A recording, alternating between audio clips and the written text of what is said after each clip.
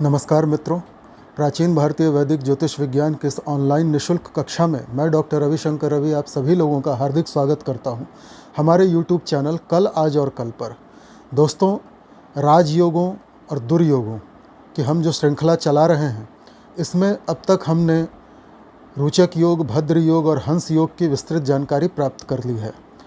मालव्य योग और शश योग की ओर बढ़ने से पहले आज मैं चाहता हूं आपको पितृदोष के बारे में बताना। पितृपक्ष चल रहा है इन दिनों, श्राद्ध पक्ष चल रहा है, साल में एक ही बार आता है।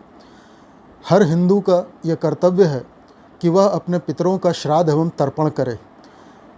हमारे जीवन में कई सारी समस्याएं ऐसी होती हैं जिनका हमें कारण ही पता नहीं होता। हम जीवन में तरक्की नहीं कर पाते, घर में झगड़े होते हैं, घर के सदस्य एक दूसरे के विचारों का सम्मान नहीं करते हैं, घर के कई सदस्य अविवाहित रह जाते हैं, समय पर शादी ब्याह नहीं होता।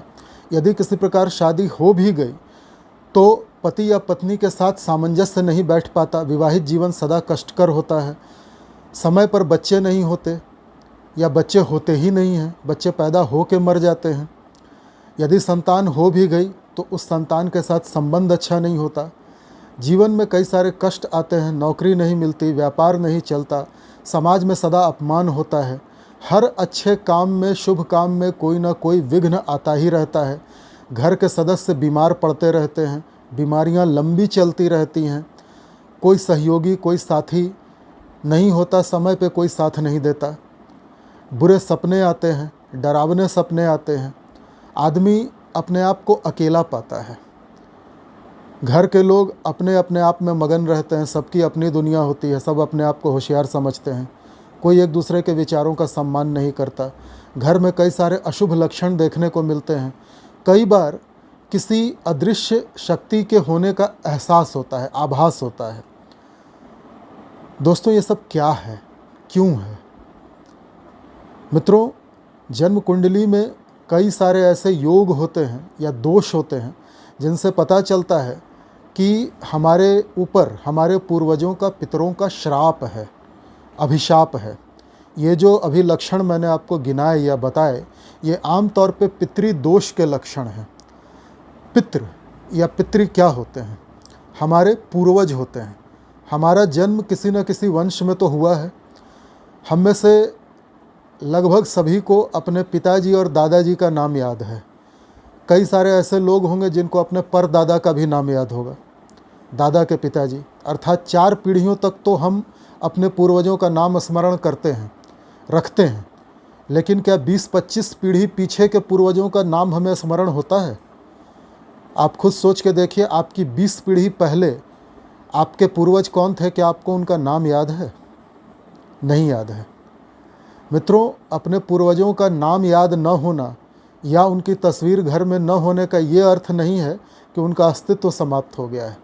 वो हमसे पहले इस दुनिया में आए थे, इस धरती पे आए थे, अपना जीवन जी के गए।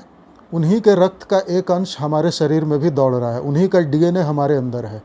हमारा जन्म किसी न किसी वंश में तो हुआ है। ये पूर्वज भले ही उनका शरीर नष्ट हो गया हो, वो पितृलोक में निवास करते हों।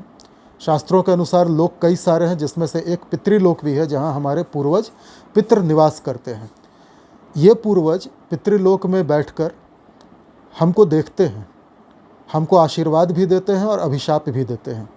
यदि इन पूर्वजों की मृत्यु के समय कोई इच्छा अधूरी रह गई हो, यदि हमने इनका पिंडदान नहीं किया, इनका श्राद्ध नहीं किया, तो ये पूर्वज भूखे प्यासे मृत्युलोक और पितृलोक के बीच में कहीं भटकते रहते हैं। इनको कहीं गति नहीं मिलती। जब उनके वंशज अर्थात हम श्राद्ध पक्ष में, पितृपक्ष में पितरों का श्राद्ध करते हैं, पिंडदान करते हैं, तब जाकर के उन पूर्वजों को अन्न, भोजन, पानी नसीब होता है। उनकी आत्माएं तृप्त होती हैं और तब वो हमें आशीर्वाद देते हैं। जो व्यक्ति अपने पूर्वजों का श्राद्ध और तर्पण नहीं करता, पितृ उससे नाराज़ हो जाते हैं, उसको श्राप दे देते हैं और फलस्वरूप उसके घर में जो मैंने अभी लक्षण बताए, ये सारे लक्षण आते हैं। समय पे शादी नहीं होगी, शादी होगी तो विवाहित जीवन सुखी नहीं रहेगा, बच्चे नहीं होंगे, बच्चे हो के मर जाएंगे, नौकरी नहीं लगेगी, व्यापार अच्छा नहीं चलेगा, घर में कलह होगा, झगड़े होंगे, कष्ट होगा। ये कहीं ना कहीं दिखाता है कि हमारे पूर्वज, हमारे पितृ हमसे नाराज़ हैं, हमने उनका विधिवत तर्पण नहीं किया।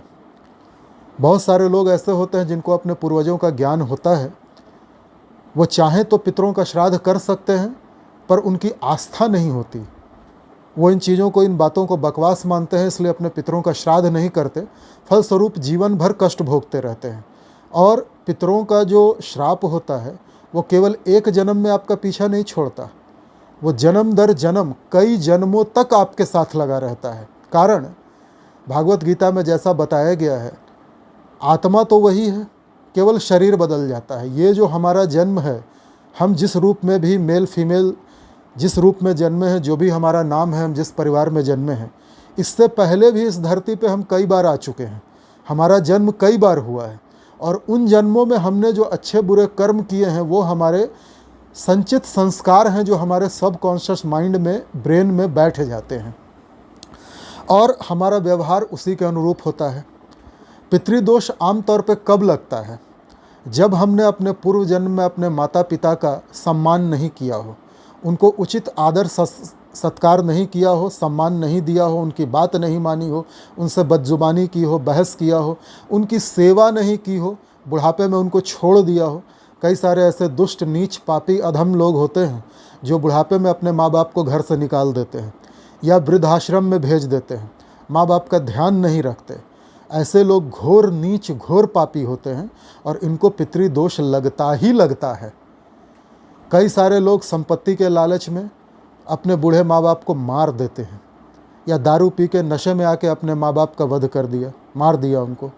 ऐसे लोगों को महाभयंकर, गिरा हुआ पापी पितृदोष लगता है। ऐसे लोग नीच और पापी प्रकृति के होते हैं और उनकी जन्म कुंडली, जन्म पत्रिका ये कहानी बता देती है कि इसको जो पितृदोष लगा है वो इसके दादा परदादा के तरफ से लगा है या इसके दादी परदादी की तरफ से लगा है। पितामह अर्थात दादा, पितामही अर्थात दादी। तो पूर्वज तो आपके सभी हैं, मेल फीमेल, दादा दादी सब हैं। यदि आपने उनमें से किसी का भी अपमान किया होगा, किसी का तिरस्कार किया होगा, किसी की सेवा नहीं की होगी, उसको दुखी किया होगा, चाहे मन से, चाहे वचन से, चाहे कर्म से, तो आपकी जन्म कुंडली में पितृदोष लगेगा। कई सारे ग्रह ऐसे होते हैं जो पितृदोष बताते हैं। लक्षण मैं आपको बता ही चुका हूँ।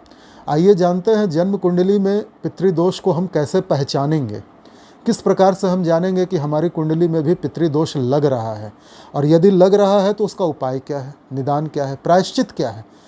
अवश्य हमसे कहीं ना कहीं कोई भूल हुई है, कोई ना कोई पाप हुआ है, तभी हमारी कुंडली में पितृदोष बन रहा है। तो जब पितृदोष बन रहा है तो उसका दुष्प्रभाव तो हम झेल ही रहे हैं। क्या उससे बचने का कोई उपाय है, और वो उपाय यदि है तो हम कैसे कर सकते हैं, इसके बारे में आज के वीडियो में हम विस्तार से जानेंगे। आगे बढ़ने से पहले दो सदाबहार निवेदन करना चाहूँगा। यदि आपने अब तक हमारे वीडियो को लाइक और सब्सक्राइब नहीं किया है तो कृपया अब कर दीजिए। यदि आपने बेल आइकॉन का बटन नहीं दबाया है तो कृपया अब दबा दीजिए। यदि आपने ऑल का बटन टच नहीं किया है, ऑप्शन टच नहीं किया है, कृपया अब कर दीजिए। और यदि आपने अपने Facebook, Instagram, Telegram, Twitter, WhatsApp इत्यादि पे हमारे चैनल को शेयर नहीं किया है, लोगों को नहीं बताया है, तो कृपया अब बता दीजिए। ये अत्यंत महत्वपूर्ण जानकारी श्राद्ध पक्ष के दिनों में मैं देने जा रहा हूँ। जितने ज़्यादा से ज़्यादा लोग इस वीडियो को देखेंगे वो अपने पूर्वजों, अपने पितरों के प्रति अपने दायित्वों का निर्वहन करेंगे और उनका जीवन कल्याणमय होगा। इसी शुभकामना के साथ, इसी शुभेच्छा के साथ और इसी लोक कल्याण की कामना के साथ मैं ये वीडियो बना रहा हूँ।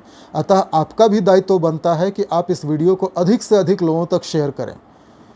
तो चलिए देखते हैं जन्म कुंडली में पितृदोष किन किन ग्रहों से बनता है, किन किन भावों में बनता है। मित्रों, सूर्य पिता का कारक होता है, आत्मा का कारक होता है। जन्म कुंडली का 9वां भाव, 9th हाउस पिता का भाव होता है। 10वां भाव से भी पिता को देखते हैं। पितृदोष, पिता, दादा, परदादा या उनके पिता, उनके परदादा, ये जो हमारे पूर्वज हैं, इनके श्राप के कारण लगता है। अभी आपको कारण मैंने बता दिया। तो यदि आपकी जन्म कुंडली में सूर्य पीड़ित है, सूर्य कमज़ोर है, राहु के साथ बैठा है, ग्रहण दोष बना रहा है, जन्म कुंडली के द्वितीय, आमतौर पे 2nd house, 3rd house, 4th house, 5th house, 7th house, 9th house and 10th house, द्वितीय, तृतीय, चतुर्थ, पंचम, सप्तम, नवम और दशम में यदि सूर्य और राहु का कॉम्बिनेशन बन रहा है, मतलब सूर्य को ग्रहण लग रहा है राहु के द्वारा और उस पर शनि की दृष्टि आ रही है कहीं से, या सूर्य राहु शनि एक साथ बैठे हैं, तो आप पक्का मानिए कि आपकी जन्म कुंडली में पितृदोष है। सूर्य केतु और शनि में भी पितृदोष बनेगा, कॉम्बिनेशन सूर्य केतु शनि का होगा, पितृदोष बनेगा। यदि केंद्र स्थानों में राहु चंद्रमा के साथ बैठा हो तो ग्रहण दोष बनाएगा। चंद्रमा माता का कारक होता है, दादी परदादी का कारक होता है, मतलब आपके पूर्वजों में, आपके पितरों में जो महिलाएं हैं उनका कारक होता है, और उसको राहु ग्रसित कर ले तो पितृदोष लगता है। उस पर शनि की दृष्टि आ जाए तो पूर्ण रूप से पितृदोष लगता है। अगर शनि की दृष्टि नहीं है या शनि साथ नहीं बैठा है तो केवल ग्रहण दोष लगेगा, मतलब आपने अपने पूर्वजों में महिलाएं जो हैं, आपने उनका अपमान किया होगा, आपने उनकी बात नहीं मानी होगी, उनकी सेवा नहीं की होगी, उनका सत्कार नहीं किया होगा, इसलिए आपको इस जीवन में चंद्रमा को राहु ग्रस रहा है और आपको मानसिक टेंशन है। चंद्रमा मन का कारक है, राहु ने ग्रहण लगा दिया, मन में तनाव बना रहेगा, टेंशन बनी रहेगी, माता की तरफ से आपको समस्याएं आती रहेंगी। ये इसलिए कि पूर्व जन्म में आपने अपनी माँ पर, अपनी नानी दादी वगैरह का सम्मान नहीं किया होगा। उनकी इच्छा रही होगी कि मेरा जो ये पुत्र है या वंशज है ये मेरी सेवा करे, और आपने नहीं की, आपने उनका सत्कार नहीं किया। उनके मन में आपके प्रति क्रोध पैदा हुआ, द्वेष पैदा हुआ, घृणा हुई। चूँकि आप बड़े थे, वो चाह के भी आपको पीट नहीं सकती थी, तो उन्होंने श्राप दे दिया, बद्दुआ दे दी। उनके मन से जो घृणा निकली, निगेटिव एनर्जी निकली, वो आपका आज का जीवन तबाह कर रही है। ग्रहण दोष ये दिखाता है। काल सर्प दोष भी ऐसी ही बहुत सारी चीज़ें दिखाता है। जब काल सर्प दोष की चर्चा करेंगे तब उस पर आएंगे। शनि की यदि इस पर दृष्टि पड़ जाए तो शनि तो न्याय के देवता हैं, कर्म फल प्रदाता हैं, जैसे कर्म किए हैं वैसा दंड देंगे। तो पितृदोष या मातृदोष पूरा मतलब 100% पक्का हो जाता है। तो अपनी अपनी जन्म पत्रिका उठाइए और देखिए कि जन्म पत्रिका के द्वितीय, तृतीय, चतुर्थ, पंचम, सप्तम, नवम और दशम में कहीं सूर्य शनि राहु का कोई कॉम्बिनेशन तो नहीं बन रहा, सूर्य केतु शनि का कोई कॉम्बिनेशन तो नहीं बन रहा, या सूर्य अकेला हो उस पर राहु और शनि की दृष्टि तो नहीं आ रही। दृष्टि का फल भी वैसा ही होता है। मान लीजिए सूर्य और शनि एक साथ बैठे हों जन्म कुंडली के जिन भावों को मैंने बताया, और उस पर राहु की दृष्टि आ रही हो, या सूर्य और राहु एक साथ बैठे हों, शनि की दृष्टि आ रही हो कहीं से भी, किसी भी भाव से, तो पितृदोष बन जाएगा। त्रिकोण में पंचम और नवम में पितृदोष विशेषकर कष्टकारी होता है, ज़्यादा कष्ट देता है। पंचम भाव पूर्व जन्म के संचित कर्म है, और नवम भाव पंचम से पंचम है, आपकी औलाद की औलाद, आपके पोते पोती को दिखाता है। नवम भाव पिता को दिखाता है। अगर इन दोनों भावों में ग्रहण लग गया सूर्य और चंद्रमा पर, विशेषकर सूर्य पर, और शनि की दृष्टि आ गई, या सूर्य शनि राहु का कॉम्बिनेशन बन गया, तो आपके पूर्व जन्म के संचित पुण्यों का नाश हो जाएगा। आपके पिता का स्वास्थ्य खराब होगा, पिता से आपकी नहीं बनेगी, जो पितृदोष के लक्षण हैं। घर में कलह होगा, झगड़े होंगे, जो कुछ मैंने अब लक्षण बता दिए हैं वो सारी चीज़ें आपको दिखेंगी। सप्तम भाव में ये बन जाएगा तो पत्नी की तरफ से आपका विवाहित जीवन नष्ट हो जाएगा। द्वितीय में बनेगा तो धन नहीं आएगा, धन जमा नहीं होगा, धन के खर्चे बने रहेंगे, वाणी आपकी दूषित होगी, और वाणी के कारण आपका समाज में तिरस्कार होगा, लोग थू थू करेंगे आपके ऊपर, परिवार कुटुंब का सहयोग नहीं मिलेगा। तृतीय में अगर ये कॉम्बिनेशन बन गया तो छोटे भाई बहनों से कोर्ट कचहरी तक विवाद चला जाएगा, रोज़ सिर फुटौल होगी, रोज़ मारपीट होगी, या छोटे भाई बहन होंगे ही नहीं। चतुर्थ में बन गया, माता से कष्ट होगा। तो ये कुछ कॉम्बिनेशंस हैं, सूर्य राहु शनि, सूर्य केतु शनि। आप इनको नोट करना चाहें तो नोट कर लें। इसके अलावा भी कई कॉम्बिनेशंस हैं, वो मैं अभी बताता हूँ। राहु चंद्रमा और शनि ये विशेषकर मातामही मतलब दादी परदादी उनके लिए है। केतु चंद्रमा Shani second house, third house, fourth, fifth, ninth, 10th और 7th में बने तो पितृदोष बनता है। इसके अलावा मंगल भी राहु के साथ बैठा हो तो इसी प्रकार के लगभग इसी प्रकार के दोषों का निर्माण करता है। कई बार क्या होता है, हम अपने परिवार के किसी विशेष सदस्य के प्रति अन्याय कर बैठते हैं। जैसे कोई भाई 3-4 भाई हैं या 2 भाई हैं, माता पिता की संपत्ति है, एक भाई लालची हो गया, उसने दूसरे भाई की संपत्ति हड़प ली, तो उसको भाई की तरफ से जो श्राप मिलेगा वो मंगल के साथ कहीं ना कहीं राहु बैठा होगा और उसको वो दोष लगेगा। इसको पितृदोष तो नहीं कहेंगे, पर भाई की तरफ से दोष लगेगा। यदि उसने अपनी बहन के साथ अन्याय किया है तो भी यही दोष होगा। अगर अपने बच्चों के साथ अन्याय किया है तो बुध के साथ राहु बैठेगा, कहीं ना कहीं बुध को भ्रमित करेगा, बुद्धि को भ्रमित करेगा। यदि उसने अपने सेवकों पर अन्याय किया है, नौकर चाकरों के साथ उसका व्यवहार खराब रहा है, सेवकों का, घर के नौकरों के से काम करवा लिया, उसकी सैलरी नहीं दी, उसको भगा दिया, चोरी का झूठा इल्ज़ाम लगा दिया, तो शनि पीड़ित हो जाएगा, शनि राहु का कॉम्बिनेशन बन जाएगा।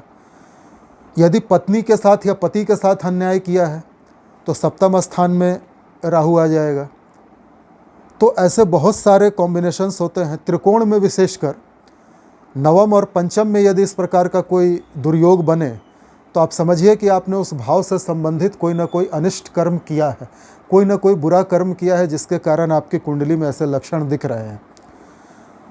अभी हम पितृपक्ष पर ध्यान अपना केंद्रित करते हैं, पितृदोष पर केंद्रित करते हैं, चूँकि पितृपक्ष चल रहा है। ये वो कॉम्बिनेशन है। अब लक्षण मैंने आपको बता दिया, जन्म पत्रिका में आप कैसे पहचानेंगे पितृदोष ये बता दिया। उपाय कि यदि आपकी कुंडली में पितृदोष बन रहा है तो उपाय क्या है, प्रायश्चित क्या है। भूल तो आपसे हो गई और आपने अपनी भूल पहचान भी ली कि पूर्व जन्म में मैंने कुछ ऐसा किया होगा जिसके कारण पितृदोष मुझे लग रहा है। अब इसका निराकरण क्या है?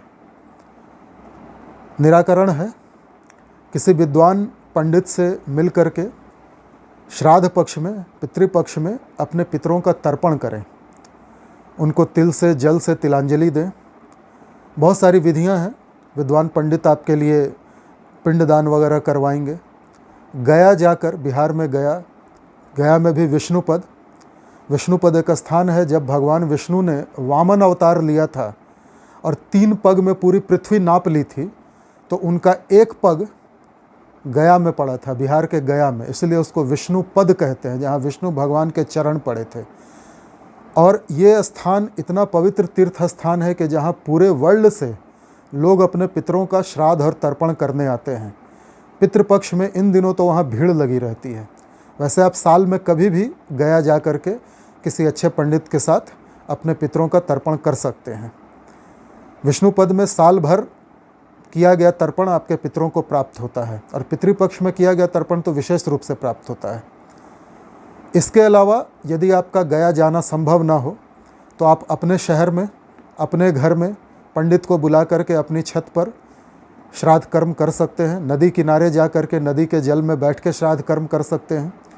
यदि आप सक्षम हैं, यदि आपको संस्कृत का ज्ञान है, विधि विधान का ज्ञान है, तो आप स्वयं भी ये तर्पण कर सकते हैं। यदि आपको ज्ञान नहीं है तो एक पुस्तक आती है, नित्य कर्म पूजा प्रकाश, उस पुस्तक में तर्पण की विधि दी हुई है, आप उसके अनुसार कर सकते हैं। मैं आपको पुस्तक दिखा देता हूँ और थोड़ा सा तर्पण के बारे में बता देता हूँ। डिटेल जानकारी यहाँ देना संभव नहीं है, चूँकि ये कर्मकांड का विषय है, ज्योतिष से थोड़ा अलग है। तो इसके लिए आप किसी कर्मकांडी पंडित को पकड़ें और वो आपके पूर्वजों का तर्पण कर देगा। एक बार यदि आपने अपने पूर्वजों का तर्पण कर दिया तो आपके पूर्वज तृप्त हो जाएंगे और आपको आशीर्वाद देंगे। पितृदोष के कारण जो आपको नुकसान हो रहे हैं, उन नुकसानों से आपको मुक्ति मिल जाएगी। तो मैं आशा करूंगा कि इस पितृपक्ष में आप अपने पितरों का तर्पण करेंगे। ये वो पुस्तक है,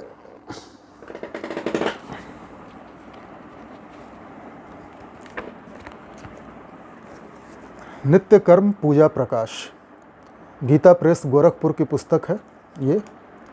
इस पुस्तक में तर्पण अर्थात पितृयज्ञ, ये देखें, तर्पण या पितृयज्ञ, इसके बारे में क्या लिखा है। एकैकस्य तिलय मिश्राम स्त्रीम स्त्रीण दद्यात् जलांजलीन यावत् जीव कृतम पापम तत्क्षणादेव नश्यति। इसका अर्थ है, एक एक पितर को तिल मिश्रित जल की 3-3 अंजलियां प्रदान करें। इस प्रकार तर्पण करने से जन्म से आरंभ करके तर्पण के दिन तक किए हुए आपके समस्त पाप नष्ट हो जाते हैं। तो मैं आशा करूँगा कि पितृपक्ष में आप अपने पूर्वजों का तर्पण करके अपने कष्टों से मुक्ति पा लेंगे। मिलते हैं अगले वीडियो में, मालव्य योग की चर्चा करेंगे। नमस्कार।